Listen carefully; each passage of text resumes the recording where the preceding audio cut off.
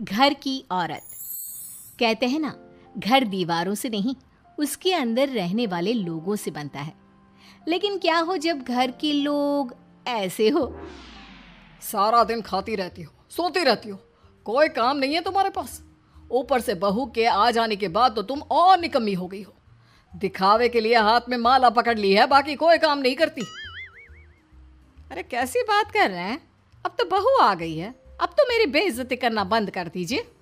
जैसे तैसे मेरी तो जिंदगी कट गई, गालियां खा खा कर। अरे उस बेचारी को तो छोड़ दीजिए। तभी बेटे के जोर जोर से चिल्लाने की आवाज आती है। कहा था ना तुमसे रिजाइन कर दो, क्यों नहीं किया? और ये पर्स लटका कर कहाँ निकली? चलो कमरे में, काम करो घर का। बहू बेटे की लड़ाई सुनकर सास ससुर बाहर आ जाते हैं। सामने खड़ी होती है नई नवेली बहू रीमा। देख लीजिए माँ जी, शादी से पहले तो मेरे माँ पापा के सामने कहा था कि शादी के बाद नौकरी करने देंगे, लेकिन अब क्या कह रहे हैं? तो तुम माँ जी को क्यों बोल रही है बहू? तब उसका मन रहा होगा, अब नहीं है। पर पिताजी, उसके मन से मेरा करियर तो नहीं चल सकता ना। ससुर को बहू की बात पर गुस्सा आ जाता है। वो बेटी की तरफ देखता है। पापा से जबान लड़ाती है, रुक। ये बोलकर वो पत्नी को खींचकर कमरे में ले जाता है और बंद कर देता है। ये सब देखकर सास दुखी हो जाती है।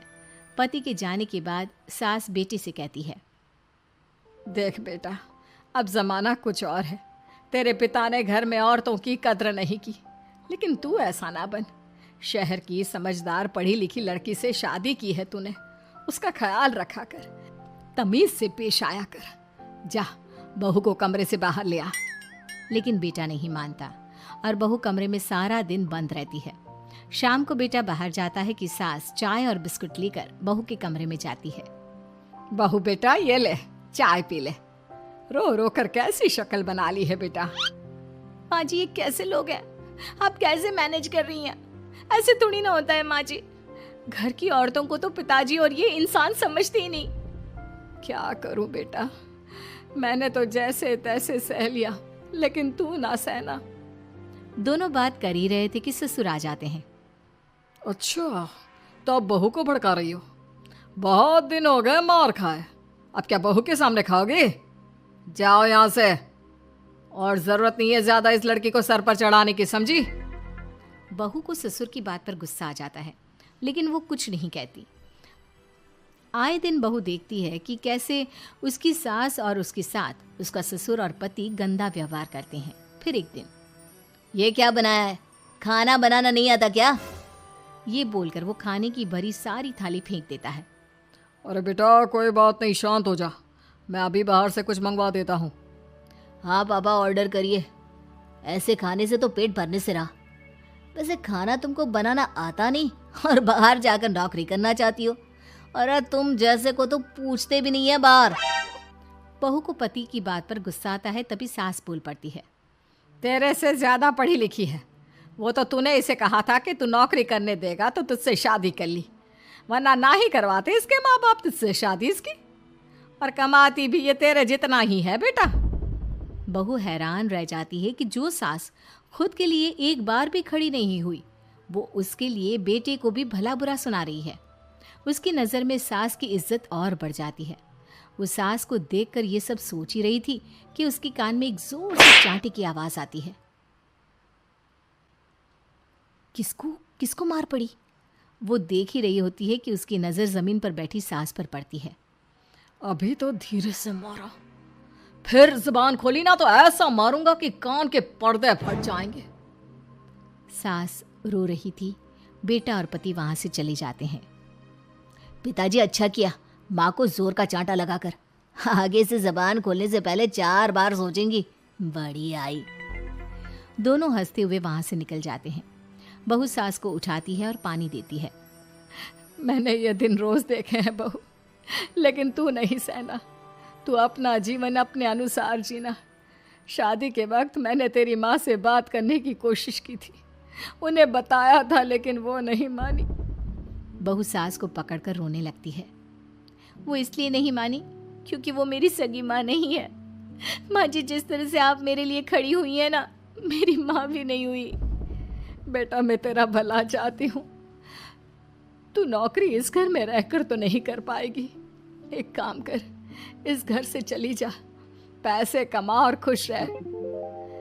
माँ जी, हो सकता है कल तक मैं आपके इस फैसले को मान जाती, लेकिन आज नहीं। माँ जी, आप यहाँ इस नर्क को झेले और मैं आपको छोड़कर चली जाऊं? नहीं, कभी नहीं।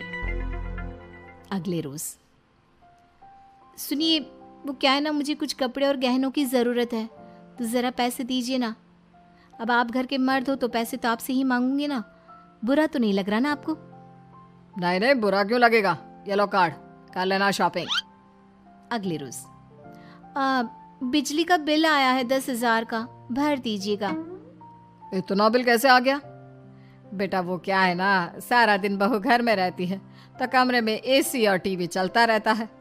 अब कम से कम बाहर जाए तो 4 पैसे कमा कर लाए, लेकिन हम लोगों को थोड़ी ना औरत की कमाई खानी है, वो तो मर्द ही करता है ना। पति पर्स देखता है और फिर हाँ माँ, ठीक बोल रही हो, खैर चलता हूँ, ऑफिस का वक्त हो गया है। पति ऑफिस से पिता को फोन करता है। पापा, घर के खर्चे तो बढ़ते ही जा रहे हैं, ऊपर से महंगाई आप देख रहे हैं। मैं सोच रहा हूँ क्यों ना मीना को नौकरी के लिए हाँ कर दूँ, 4 पैसे ही लाएगी ना घर में। वो तो तू ठीक बोल रहा है, लेकिन ये औरत की जात, कल को 4 पैसे कमाने लगे तो यह नहीं कि सर पर चढ़कर नाचे। हाँ पिताजी, बात तो सही है, वो तो आप हैं जो माँ को मुट्ठी में रखा है, वरना मेरी वाली तो। खैर, सोचते इस बारे में। शाम को पूरा परिवार साथ बैठा होता है। वो कल पनीर की सब्जी बनानी है तो थोड़े पैसे देकर जाना। और हाँ, कीर्तन भी रखा है संडे को, उसके लिए सामान की लिस्ट बना दी है, ले आना। पापा को दे दो, वो ले आएंगे। अरे पापा कहाँ से ले आएंगे, मेरे पास नहीं है पैसे वैसे। लो, पैसे ही नहीं है? मेरे पापा की जेब तो हमेशा नोटों से भरी रहती है। बेटा, लक्ष्मी को जो पूजता है ना, उसके पास लक्ष्मी रहती है।